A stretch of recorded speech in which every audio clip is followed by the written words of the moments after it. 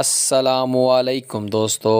Cricket world cup 2023 کے حوالے سے ایک خبر سے آپ کو آگاہ کرتے ہیں کہ جیسے کہ آپ سب لوگ جانتے ہیں کہ اس دفعہ کرکٹ ورلڈ کپ 2023 انڈیا میں ہو رہا ہے اور پاکستانی ٹیم نے اپنا پہلا میچ نیدرلینڈ کے خلاف جیت کر فاتحانہ آغاز کر دیا ہے اور اب پاکستان کا اگلا میچ سری لنکا سے 10 اکتوبر کو ہونا ہے اور پاکستانی ٹیم کا ورلڈ کپ کا تیسرا میچ 14 اکتوبر کو انڈیا کے ساتھ نریندر مودی اسٹیڈیم میں شیڈول ہے۔ مگر آپ کو بتاتے چلیں کہ بھارت کی پولیس کو ایک ای میل موصول ہوا ہے جس کے مطابق بھارت کے ایک گینگسٹر نے بھارت کو دھمکی دی ہے کہ جس دن پاک بھارت میچ ہوگا اس دن ہم نریندر مودی اسٹیڈیم کو اڑا دیں گے، اور اگر بھارت ایسا نہیں چاہتا تو بھارت پولیس ہمارے ایک گینگسٹر کو رہا کرے جو کہ جیل میں بند ہے اور ہمیں 500 کروڑ روپے اپنی حکومت سے لے دے۔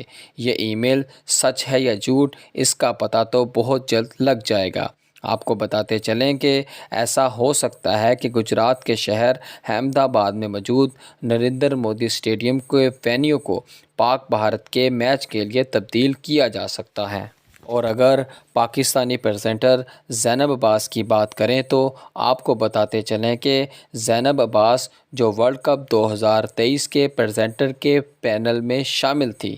وہ بھی بھارت چھوڑ کر دبئی روانہ ہو گئی ہیں، کیونکہ بھارت کے ایک وکیل نے ان پر مقدمہ درج کروا دیا تھا کہ انہوں نے 2014 میں ہندو مذہب پر غلط الفاظ کہے تھے اور اس کے علاوہ انہیں مارنے کی دھمکیاں بھی مل رہی تھی، جس کی وجہ سے پاکستانی پریزنٹر ورلڈ کپ 2023 کو ادھورا چھوڑ کر دبئی روانہ ہو گئی ہیں۔ اور آپ کو بتاتے چلیں کہ بھارت کے سوشل میڈیا پر یہ بھی بتایا جا رہا ہے کہ پاکستانی پریزنٹر زینب عباس کو بھارت سے نکال دیا گیا ہے۔